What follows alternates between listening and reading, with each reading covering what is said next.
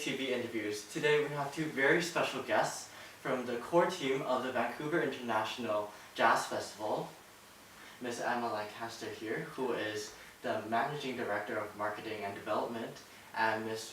Rainbow Robert, who is the Executive Director and Artistic Director. And on behalf of Ms. Lucy Jang, I'd like to welcome both of you to AATV interviews today. Thank you. Yeah. Thanks for having us. Oh, no problem. We'd love to have you here.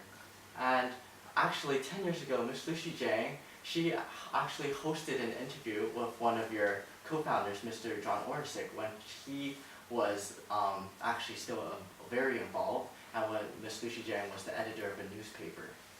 And so after 10 years, now that she has started AATV, the online media, she's very happy to be able to report on the International Vancouver Jazz Festival again. Great. Okay, so let's start with our first question. And I'd like to ask, is the Vancouver International Jazz Festival a yearly event? It is indeed. Every June for the last 34 years. Wow. We've had a 10-day jazz festival. Over 3 decades. Correct. Yeah, and so when was the, okay, so I guess you've already answered my next question then. So when was the Vancouver International Jazz Festival founded? The very first one was 1986 1986. as part of Expo 86. Wow. Okay, so as we all know now that the Vancouver International Jazz Festival is one of the largest festivals in Canada, is that correct? It is. Yeah. It is. So would you like to offer some insight on the development of the festival and how it has changed and how it has progressed in Vancouver? Well, it really developed out of a grassroots organization that was founded by 3 people who were really extremely dedicated to the music. And they had the opportunity to start the inaugural event in connection with Expo 86. So that was something that gave 3 people from the community a chance to develop a part of the cultural landscape of Vancouver. And over time, it's just been growing very quickly and very steadily. It has been a very large festival, I would say, by, even 20 years ago, it was one of the largest events in Canada. Mm-hmm. And one of our, the signature things that makes us special and helps us connect to the community is the fact that half of our events are free to the public. Out of the 300 events that we host, 150 are free to the public.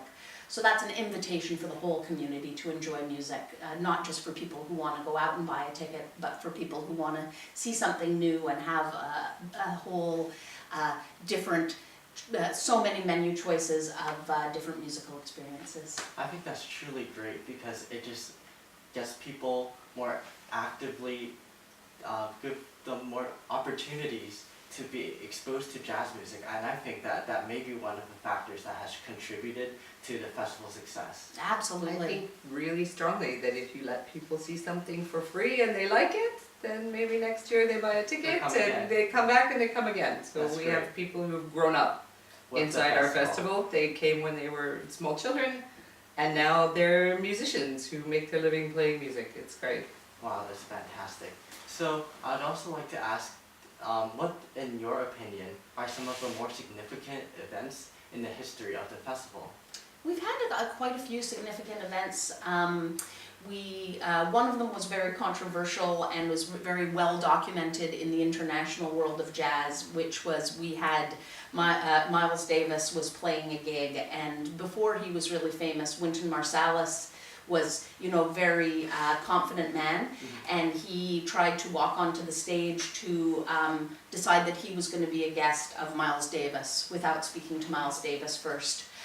So Miles was in the middle of. Told him to get lost. He was in the middle of the show, and there's a very famous picture where Miles Davis tilts his sunglasses down and tells Wynton Marsalis to get off the stage. Oh my goodness. But of course, and it was a beautiful concert. That was just kind of a funny thing that's happened in the world of jazz. But we've had many very special concerts, such as Keith Jarrett, Oscar Peterson, and then we've done a lot of things also in the pop world. Tony Bennett and Lady Gaga was one of our really exciting shows. Wow, what year was that? That was only 4 years ago. Yeah, so that was quite recent. That was part of our year-round program. And then we also focus on a lot of R&B, soul, and hip hop. Some of the things that we've found people are very excited about over the past 5 years would be things like Lauryn Hill, Erykah Badu, The Roots, who we also have this year.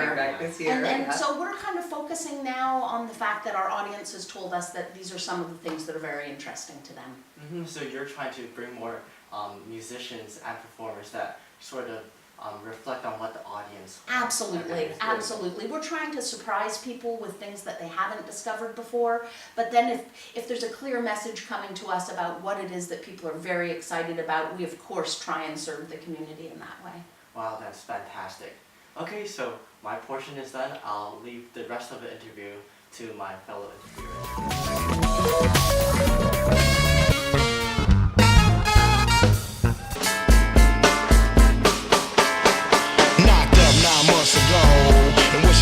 She don't know. Y'all ready? Let's go. Cash rules everything around me. Queen, get the money.